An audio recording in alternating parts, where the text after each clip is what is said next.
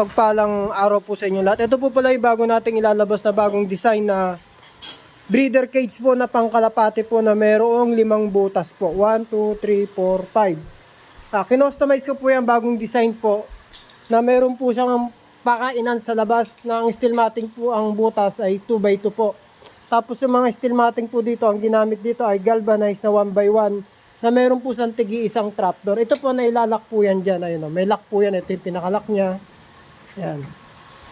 Yan. For safety po siya. Tapos dito po, yung pinakapinto po niyan, sakto-sakto lang para sa lagayan ng paso. Ayun yung lagayan ng paso o ano man pwede nyo ilagay dyan. Tapos may lagayan din po ng padlock. Tapos yung gilid po nito, colored sheet din po. Ayan. Pati yung likod po niyan, iwas basa po talaga. Talagang safety po siya. Tapos yung roof po niya natatanggal po. Ayan o, nakatornilyo po siya. Collapsible assemble po yan. Tsaka kagandahan po nito, itong cage po na to, pinag-isipan din po namin paano siya i-collapse.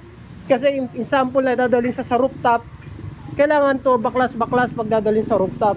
May kasama na rin siyang poop tray para sa mga ipot. Para hindi siyadong ano. Ayan. Poging-pogi na po yung cage. So, ang sukat po pala nito ay 2 feet yung lapad niya, 8 feet yung haba. 2 feet po yung taas, hindi po kasama yung paa sa sukat. Tapos yung pinaka-poste po niyan, nasa almost 2 feet na rin po. Ayan po. Sa naghahanap po ng details namin, ito po, screenshot nyo na lang. Michael Modern Cage, Kapipisa, Tansa, Cavite. Ito po yung contact number. Ayan po, 1,000 long span po yan. Kahit patungan nyo po ng mabibigat, pwede po. Okay na po.